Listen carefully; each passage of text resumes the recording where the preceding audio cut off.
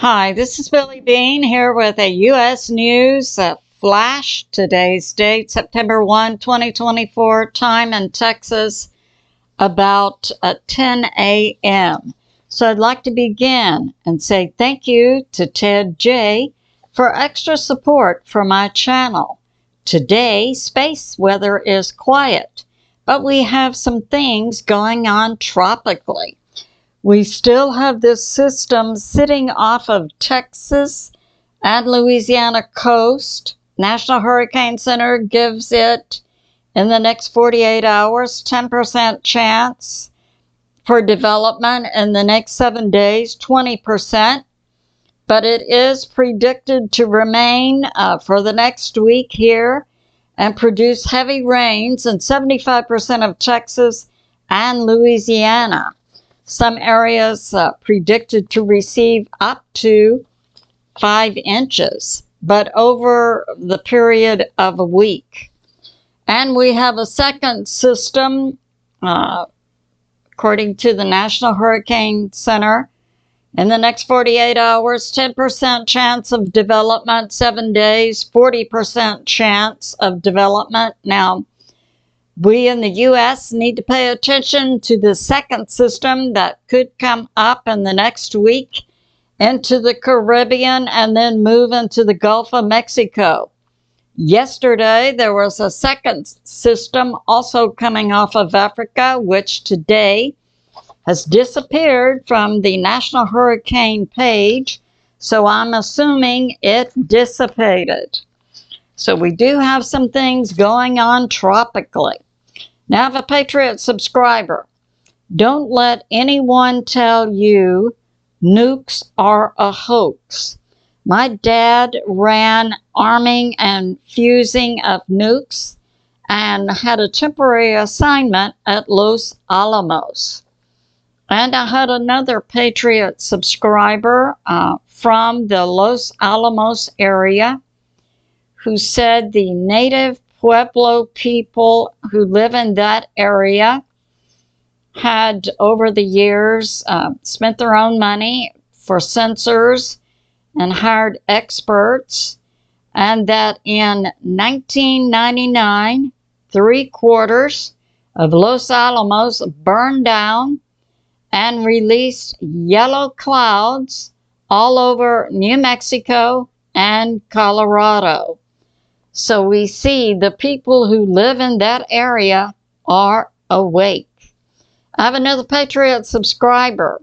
I love Texas. Texas is an awesome state. When I retire, I want to retire in Fredericksburg, Texas. The hill country is wonderful, and we say welcome. Absolutely. And now I want to cover this. Very interesting, off of the San Diego, California coast a few days ago. What's called the Doomsday fish has been found. Its name is actually oarfish, but it lives at very deep levels in the ocean and is rarely seen. It lives at a depth of about 250 to 1,000 meters or 600 to 3,000 feet. It was first photographed in 2008 in the ocean at depth by scientists at about 700 feet. It's very long and slim. It's a lamprey type species, meaning it doesn't have teeth. It just sucks its food in. And they can grow up to documented 26 feet, undocumented 36 feet, and 56 feet. Long and slim, and they undulate through the water like a snake. Now, I'm bringing this out because we've been hearing about recent deep tectonic movement in the oceans that are bringing up new species not commonly seen.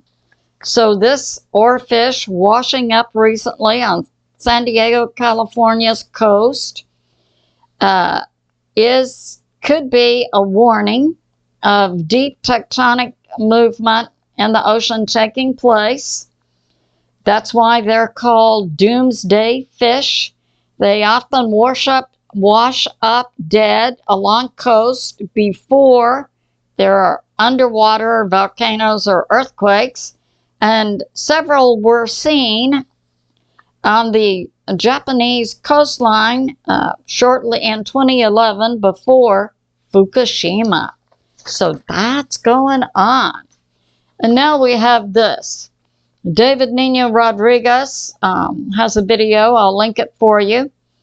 Meeting with Sheriff MACK. And I know several sheriffs from about 2 to 3 months ago.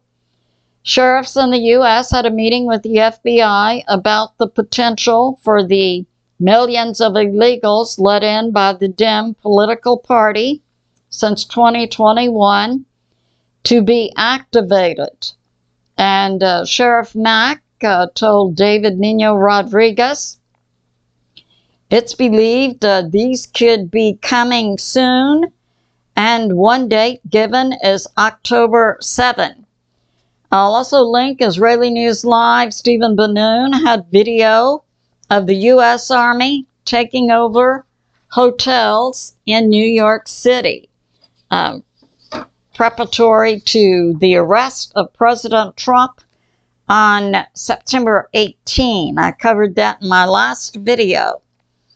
Now from Breitbart, talking about what's going on. We're seeing illegals being activated now in Aurora, Colorado, a group from Brazil, from Venezuela.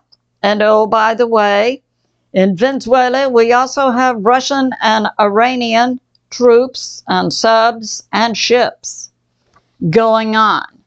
Now, it appears that Maduro, the leader of Venezuela, coordinating with, it's possible, Russia and Iran, let the Tren de Aragua gang out of several prisons in Venezuela. They then have been, it's believed, positioned all over the U.S., including Atlanta, Georgia, New York City, Dallas, Texas, Miami, Florida. And recently, the gang has been given the green light from Venezuela, Maduro, to the locations inside the U.S., including Aurora, Colorado. They've been given the green light to attack U.S. law enforcement. Now, as I reported, this gang have taken over several apartment complexes in Aurora, Colorado.